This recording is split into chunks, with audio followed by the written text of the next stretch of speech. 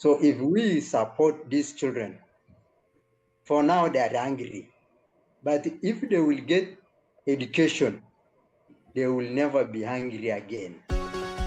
Hi and welcome to Lead Well. Today's episode is a special episode. It's part of Podcasthon, which is a global initiative that brings attention to charities making a real difference. And that's why I have two guests with me today. That is Benson and Peter. Yes. Welcome. Thank you. So you two, you lead an organization that is committed to creating tangible impact in communities that need support most in the northern part of Kenya. And in this conversation, we'll go beyond mission statements. We'll talk about the real problems you have there on the ground and the human stories behind your work and what meaningful support actually looks like. So Peter and Benson, welcome. Thank you. Thank you so much. Thank you for giving us the chance. Sure. Can you tell us a bit more? What are the specific problems that your organization helps to solve, and why is it so urgent right now? Yes, first of all, I'm Benson. I'm the founder of Akilokon community-based organization. I found this organization basically on the need that when I was practicing as a social worker in my community, I saw children dying of malnutrition in my community. And I was so passionate about it. Now that I didn't have any knowledge to see on how I can deal with it, I had to go and pursue a bachelor's degree in nutrition so that I can advocate and advance with those skills that I will gain to ensure that these kids, I treat them, I manage them, and I provide them with nutritious meals to eradicate malnutrition. As at the moment, Turkana is one of the driest areas in East Africa, particularly in the northern Kenya. We are prone to drought. Hazardous calamities sometimes impound us. And at this moment, we need support to ensure that these kids, we impact them through education, through health, and through psychosocial support so that we may be able to build them for future generations. So can you describe a bit what life looks like for the kids in your area? Life here is so mysterious in a way that kids don't attend school because they don't have anything to eat. They stay at home because most of them come from vulnerable families, poor families. Some of them are orphans. They lost their parents in one or the other.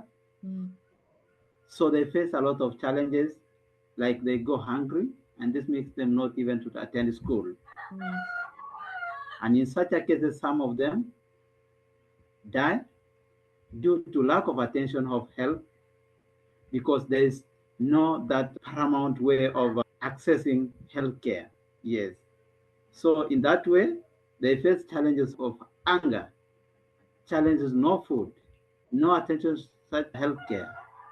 And I think you also mentioned that there is not access to water either. So children really have to go far to catch water for the families as well. Yes, they go far, and most of them, when they go far, these rivers are very far. When they dry, the water go deep. Some of them dig down the wells, and some of them sometimes these wells collapses because it is very deep. And some of them sometimes they get exhausted along the way when they are pulling the containers back home. Yes. And some of them also have inadequate access to food because there's no available water even to start a kitchen garden at home. Yes. So how are you caring for them? Do you have a kitchen where you prepare food for them, or how does that look like? Yes, as I told you, we prepare food for them out of our pocket sometimes. Wow. When we see them, we just dip inside our pocket at some time and we buy food We cook for them in an open area. There's no enclosed area to cook for them. You can see one of the mother that helps us serving them outside an open area. Sometimes wind comes and it gets inside this food. Yes, and it makes health-wise not good. Yes, so we cook in an open area, serve them, then they go home. Because some of them, they might go home and their relatives, they have nothing to give them. So they only rely on the lunch that we give them, then they go home. And how old are those children that you are supporting? Yes, I'm supporting around 30 to 15 children. But now, during when there's no when food is available, most of them are coming, and sometimes they stay at home. Hi, and Peter is one of our educational experts in that. He deals with he has studied a course in early childhood care. So yes, Peter is a mobilizer, is an educator. Yes, so he mobilizes those children. Then they come together. Then we give them food. Then they go home. And what are the toughest challenges that you two struggle with?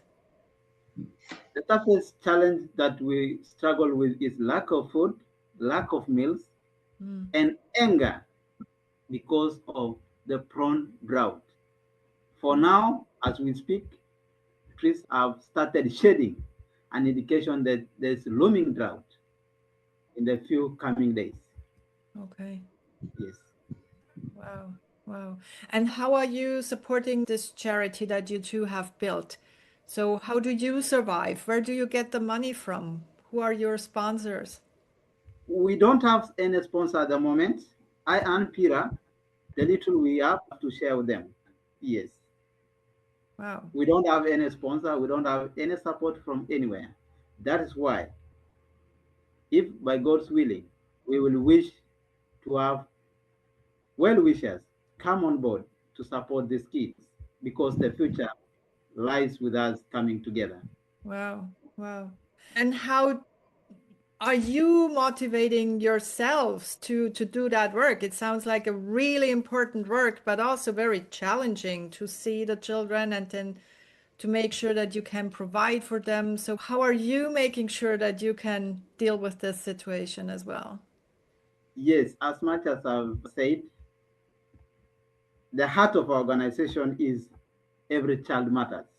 And in this way, we give these children a priority, not for ourselves, but for them, so that we can ensure they go to school, they undertake their studies well, as we ensure that the future, that the leaders of tomorrow, and that the generation that might change also our children in future. So we have to empower them. Yeah. And as you said, the very first thing is to make sure that they are not hungry, that they have enough food to eat. Yes. Wow. And also, one of our sustainable future goal is that, yes, we can't rely on food. We need to have a sustainable kind of generating an income for ourselves, for these children, in case at some time when the donation is not there. Should not rely on donation. We should need, maybe, for example, a long-term impact. Yeah. Like now, starting a kitchen garden to feed them, not always going to the market to purchase food, because the number might increase. And also sometimes we have challenges with the funding. Yes, so we need a long-term sustainable kind of project that will be an income generating for these kids, to take them to school, to buy them uniform, to give them books and all that. Yes. So for someone listening now, what is the single most effective way that they can support your mission? The single way that they can support our mission is to donate, to sponsor these children, to give them books to go to school, to give them food to sustain them so that they can be able to go to school, to drill water to their communities, their households, so that they can wash their uniforms, they can wash themselves, so that they can attend to school. Yeah. So it's the basic needs for them that really need help. Yes. So what I will definitely do is I will put all your details in the show notes so that people will know your organization? Say that name again so that we are aware of it. It's called Akilokon Community-Based Organization. As I frame it, Akilokon is a local name. Okay. It's our local name, meaning empowering the kids.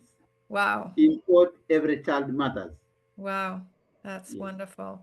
I hope that you will get a lot of sponsors supporting your cause, because it's such a wonderful cause that you're supporting and so needed these days. Thank you so much, the two of you. Maybe before we close up, I welcome Peter to say a word.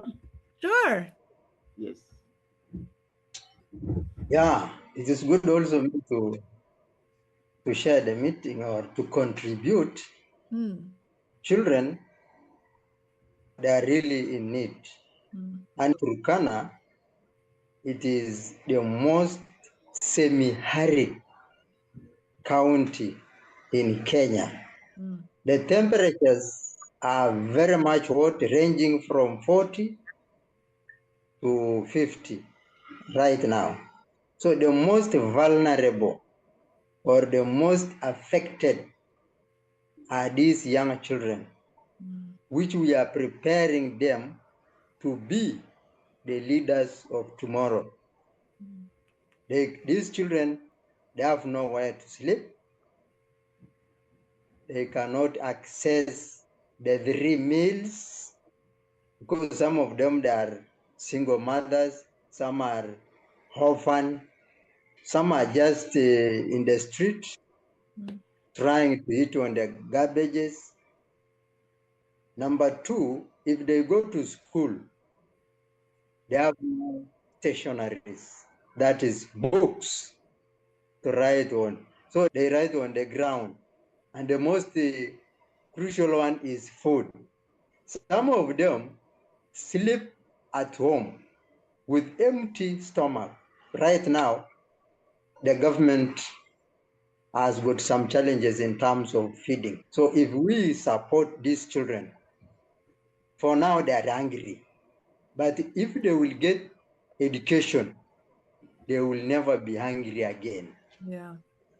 So that's why we are just requesting you to assist us so that we better this life of these children. Yeah. So I am an ECD specialist, educationist in terms of children. So all my knowledge bases on education, early childhood development.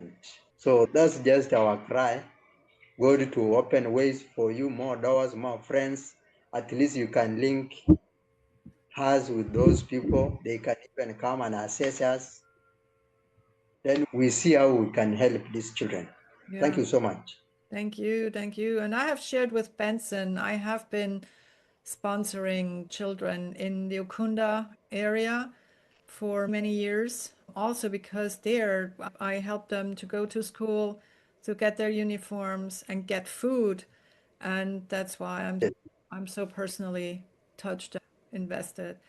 And yeah, so I will share this with my audience, and hopefully I can also connect you to other podcasters, and let's find a way together to help those children that you are helping right now. Thank you. Thank you so much. Thank you, Thank you Christine. so much. And we hope and we wish you all the best. And also, I appreciate the work you do in Ukunda. I appreciate the work you do for these kids. It's a wonderful work. I wish you all the best. And I hope wishers might come on board and assist these kids. And we welcome you to Turkana. We believe in transparency, accountability, and feedback. That's perfect. That's great. Thank you so much. Thanks for all you're doing. And I will make sure as well to put some pictures in the recording so that people can see the work that you're doing with the children there. Thank you. Wonderful that I had the chance to speak to you today. Thank you so much. Thank you, and may God bless you. Thank you. Bless you. This was Lead Well. Now, what is the one thing that you're taking away from this episode? Please share in the comments below, and do share the podcast with your friends and family, but only if you like it.